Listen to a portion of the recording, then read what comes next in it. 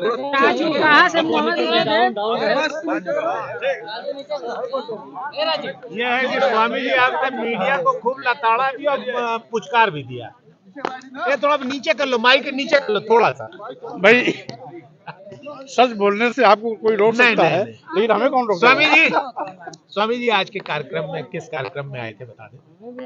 आज जननायक कर्पूरी ठाकुर जी की जन्म शताब्दी समारोह में सम्मिलित होने के लिए मैं गाजीपुर आया था। कर्पूरी ठाकुर जी पूरे देश के लिए एक ऐसे आदर्श थे जिनका अनुसरण करके सभी राजनीतिज्ञों को सबक भी लेना चाहिए और ईमानदारी से अपने क्षेत्र में लग करके एक मिसाल के रूप में कर्पूरी ठाकुर जैसा एक उदाहरण पेश करना चाहिए। सादा जीवन उच्च विचार कर्पूरी ठाकुर जी का जीवन का आधार था। कार्यकर्ता के रूप में उनके साथ मुझे भी काम करने का मौका मिला था। एक कार्यक्रम के आयोजक के रूप में मुझे उन्हें आमंत्रित करने का भी अवसर मिला था।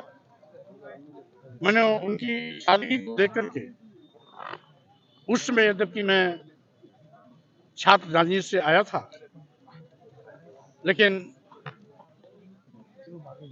जो संदेश उनकी सादगी का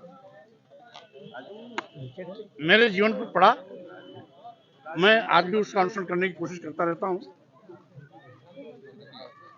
उनको मैंने अपने जेब से चना निकाल के खाते भी देखा, जाड़े में कुर्ते के ऊपर दूसरा कुर्ता पहने भी देखा।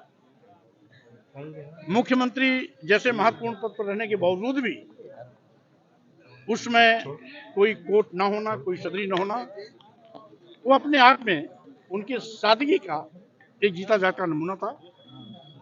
तो आज ऐसे महान नेता जननायक ठाकुर जी को जन्म शताब्दी के अवसर पर मैं उन्हें कोट कोट नमन करता हूँ, श्रद्धा सुमन भी अर्पित करता हूँ। क्या नेताजी अयोध्या जाएंगे रामलला का दर्शन करने आप? देखिए, अब तो कभी कोई भी जा सकता है, क्योंकि कल जो भी कार्यक्रम हुआ वो भारतीय जनता पार्टी का निजी कार्यक्रम था। इसीलिए सभी राजनीतिक पार्टी के नेताओं ने उससे दूरी बनाई थी। थोड़ा इधर करो। अब तो आम जनता भी जा सकती है और अन्य सभी लोग जा सकते हैं, तो कोई रोक टोक भी नहीं। स्वामी जी अभी आपने कहा एक कि पत्थर में लोग प्राण प्रतिष्ठा कर देते हैं, तो ये क्या था? जो भगवान के रूप में स्थापित है और भगवान सबका भला करता, सबका कल्याण करता है, उसके अंदर हम प्राण प्रतिष्ठा करने वाले कौन?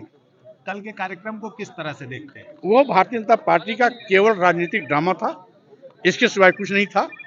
अगर वो धार्मिक अनुष्ठान होता तो चारों शंकराचार्य में कोई न कोई शंकराचार्य वहां होता। भारतीय जनता पार्टी, विश्व हिंदू परिषद, आरएसएस के अलावा अन्य राजनीतिक पार्टी के लोग भी होते। इसका मतलब है वो निहायत रूप से भारतीय जनता पार्टी का कार्यक्रम था, केवल मोदी जी के लिए आयोजित किया गया था, भगवान रामलला के नहीं। भगवान रामलला के लिए कार्यक्रम आयोजित नहीं था, क्योंकि भगवान रामलला तो पहले से ही वहां स्थापित है, हजारों साल से पूजे जा रहे हैं, करोड़ों लोग उनको आराध्य मानते हैं। तो जो करोड़ों लोग पहले से उनको आराध्य मानते हैं, तो उनके अंदर प्राण प्रतिष्ठा करने का औचित्य क्या? मूर्ति और मंदिर कैसी लगी स्वामी जी आपको? देखिए, अभी तो आधी अधूरी मूर्ति, अभी तो आधी अधूरी मंदिर ही है, और शंकराचार्यों का विरोध भी इसी बिना पर था कि आधे अधूरे मंदिर में प्राण प्रतिष्ठा करने का कोई औचित्य नहीं है, ये अमंगलकारी। एक राजनीतिक सवाल, इंडिया गठबंधन में मायावती जी ने मना कर दिया आने से, और आपके नेता को उन्होंने एक वाक्य बोला, तो उस पर आपका क्या कहना है? आप पुराने बसपा से। देखिए, समाजवादी पार्टी के नेता अखिलेश यादव जी ने पहले भी बहन मायावती जी का सम्मान किया, आज भी उनका सम्मान कर रहे हैं, आगे भी सम्मान करते रहेंगे। मायावती जी क्या बोलती हैं वो जाने, लेकिन समाजवादी पार्टी के नेताओं ने हमेशा बहन मायावती का सम्मान किया। जैसा आप मन से कह रहे थे कि देश को बेचने वाले लोगों को रोकने के लिए सबको एक होना चाहिए, तो ऐसे में बसपा को भी कुछ कहना चाहिए? स्वाभाविक रूप से। मैं तो हम क्या, हमारे राष्ट्रीय जो गठबंधन बन रहा है, इंडिया गठबंधन के सारे नेताओं ने उनके पास प्रस्ताव रखा भी है, आमंत्रित भी किया है। इंडिया गठबंधन के दरवाजे सबके लिए खुले भी हैं। क्यों नहीं आ रही? मायावती जी आएंगी तो स्वागत है। क्यों नहीं आ रही, क्या लगता है? अब इसका जवाब तो बहन मायावती दे सकती है। Thank you.